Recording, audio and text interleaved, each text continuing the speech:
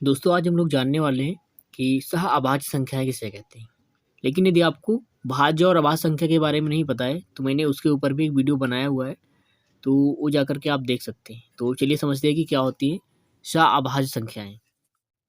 सहअभाज्य संख्याएं ऐसी संख्याएं जिनका मासा एक होता है। ऐसी संख्याएं जिनका मासा एक होता है उन्हें सहअभाज्य संख्या कहते हैं। चलिए उदाहरण से समझ लेते हैं इनको। जैसे एक संख्या ले लेते हैं 5,4। एक संख्या हमने ले ली 5,4। अब इनका जो है अगर मासा निकालेंगे तो 5 के पहले फैक्टर कर लेते हैं। 5 के फैक्टर होंगे 5 गुणे 1 और 4 के होंगे 2 गुणे 2। 5 के फैक्टर हो जाएंगे यानी गुणनखंड 5 गुणे 1 और 4 के हो जाएंगे 2 गुणे 2। तो इन दोनों का जो मासा है वो कितना निकल के आएगा 1, क्योंकि दोनों में कुछ नहीं मिल रहा है। जब कुछ नहीं मिलेगा तो 1 मिल जाएगा। तो इन दोनों का मासा कितना हो जाएगा 1, यानी कि ऐसी संख्याएं जिनका मासा 1 होता है सहअभाज्य संख्याएं कहलाती हैं। चलिए एक एग्जांपल और ले लेते हैं। जैसे 8,9। 8,9 तो 8 के अगर गुणनखंड करेंगे तो 2 गुणे 2 गुणे 2 बन जाएंगे और 9 के करेंगे तो 3 गुणे 3। अब इन दोनों में देखो कुछ भी कॉमन नहीं मिल रहा है, तो कुछ भी कॉमन नहीं मिल रहा है तो एक कॉमन हो जाएगा, यानी कि मासा कितना निकल के आएगा। मासा यहाँ से कितना निकलेगा, मासा यहाँ से 1 निकल के आएगा।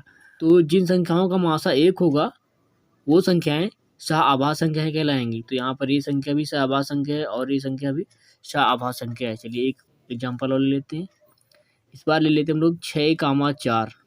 6,4 लेंगे तो 6 के गुणनखंड करेंगे तो 6 के बनेंगे 2 गुणे 3 और 4 के करेंगे तो 2 गुणे 2 बन जाएंगे।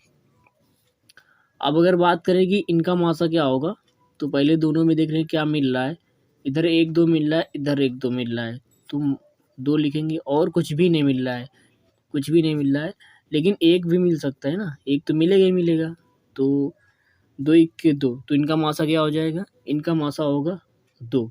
तो ये मासा 2 आ रहा है, इसका मतलब ये संख्या क्या है, ये संख्या सहअभाज्य संख्या नहीं है, क्योंकि सहअभाज्य संख्या का मासा कितना होता है, सहअभाज्य संख्याओं का मासा 1 होता है, जैसे कि इन दोनों संख्याओं का है। तो ये संख्या सहअभाज्य संख्या नहीं है।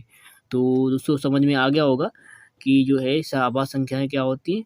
यहाँ पर मैंने 2 ही संख्याएं लिखी हैं, आपको 3 वाले भी मिल सकते हैं। जैसे मिल सकता है आपको 8, 9, 11। अगर पूछा जाए क्या यह संख्या सहअभाज्य संख्या है, तो हाँ, क्योंकि इनका मासा जो है 1 निकल के आएगा। आप चेक कर सकते हैं, क्योंकि तीनों में कुछ कॉमन नहीं मिलेगा तो 1 मिलेगा, यानी इनका मासा कितना होगा 1। अगर मासा 1 है तो ये संख्याएं जो होंगी सहअभाज्य संख्याएं होंगी। तो आशा करता हूँ कि सहअभाज्य संख्याएं आपकी समझ में आ गया होगा, और अगर समझ में आया तो वीडियो को लाइक कर दें, चैनल पर नए हैं तो चैनल को सब्सक्राइब कर दें।